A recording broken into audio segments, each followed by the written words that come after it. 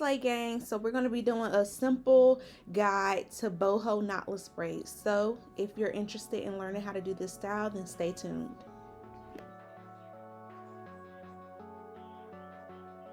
This is the only hair that I like to use. I love the quality of it, and it doesn't give me any problems when braiding. Of course, I got to use my Slay band, so you can purchase using the link in the bio to my website. This time, I decided to try something different. I went ahead and parted off the whole nape, and in this area, it'll be 3 rows because I have been seeing this method where people part off the whole nape first and then just start braiding, but it was just something new that I wanted to try. But this is the whole nape area, and like I said before, this is going to be 3 rows.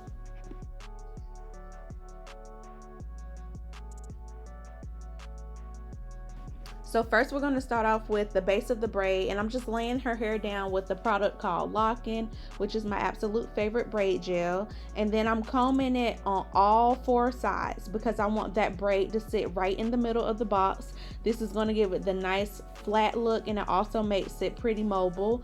And then I go in using the braid motion, but I'm not really braiding yet. And as I feed the hair in, I'm forming a C with my thumb and my pointer finger, and then I'm gripping the rest of the hair with my middle ring finger and my pinky finger. So I'm just going to do this every time that I feed it in. And you also want to just make sure that your grip is really tight on the braid, because this is going to give it that nice firm uniform look, and it's going to keep the braid from slipping as well. So when you're doing any type of knotless braid, just make sure you're keeping a nice firm grip on it, because that's going to help keep the braid in place. It's going to give it that nice tight firm look. So as you braid down, it's really important to make sure that you use your braid product to help with tucking the client's real hair. Now, when you tuck, the braids will last longer, but you want to make sure that you keep the client's real hair behind the braid hair. And using your product is just going to help that hair to lay down better. So that's what you see me doing when I dip into my product. So for the curly pieces, I like to use the human bulk hair, and typically they come with straight pieces at the top.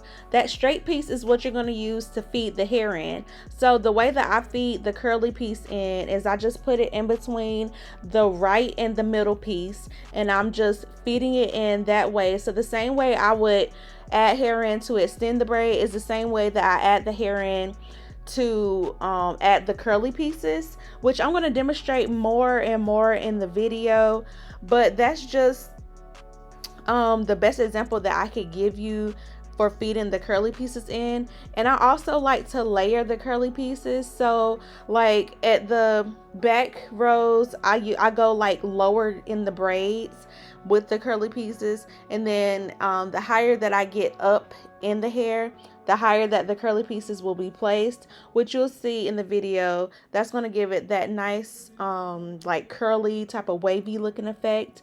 So you just want to keep this in mind every time that you're doing the curly pieces. You could do them wherever you want to, but really for me, placement is everything. So I try to make sure on each row I'm placing them kind of in the same spot a little bit. I might stagger them a little bit, but I want them to be in the same type of placement on each row, if that makes sense. And the higher that I go up in the head, the higher that I bring the placement up. And you'll see, just keep on watching.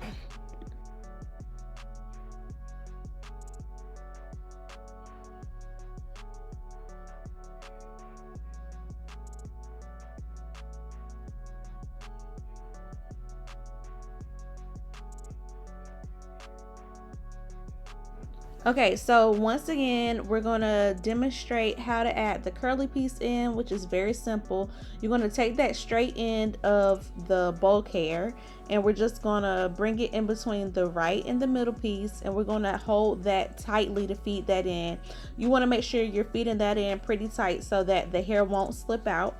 And I'm just going to lift the curly hair up to separate it from the braid, so that way you're not like braiding that down, because you want that to just hang out completely. And as you braid down, you also want to make sure that you're tucking that straight piece as much as you can. Now sometimes if you grab like a big piece of the curly hair, a little part of that straight part will stick out, what you see right there, but we're just going to trim that.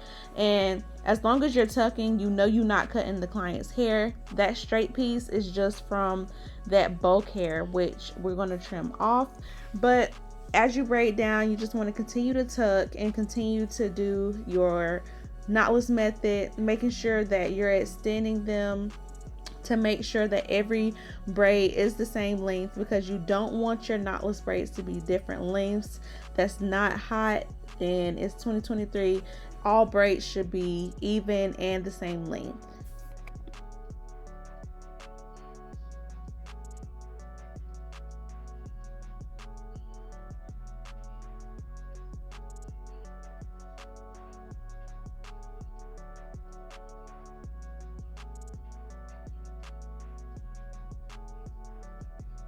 Okay, so like I said before, this is just that straight part of the bulk hair, but you just want to cut that off because you don't want it to stick out of the braid. But it's not her real hair, y'all. You just always want to make sure that when you're doing knotless braids, you're tucking. And look at how pretty the hair is starting to turn out. As you can see, I'm bringing the hair up higher as I get into each row. So now I'm just going to be feeding the hair in a little bit higher than I was with the lower rows. And really everything is just copy and paste. The same thing that you saw me doing in the beginning of the videos, I'm going to be demonstrating right here and further down. And if you just need more help trying to grip the concept, then I want you to keep on watching, and then I'm going to show y'all what to do when it's time to do the finishing touches.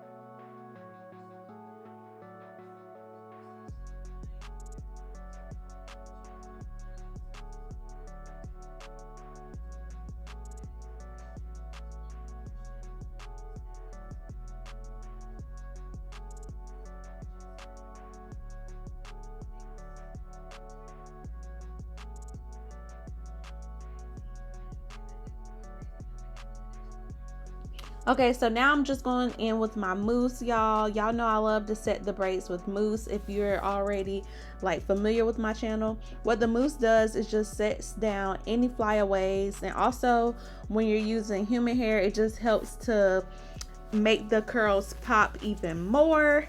So that's what I'm doing right now. I also went ahead and perm rotted her ends off camera and dipped it, so that was already done. I used the purple perm rods at the end of her hair because I wanted the ends to match the wavy pieces as much as possible without them being curlier than the pieces that were added in, and it blended very well. The ends look just like the wavy pieces, so it gave it that really pretty boho look.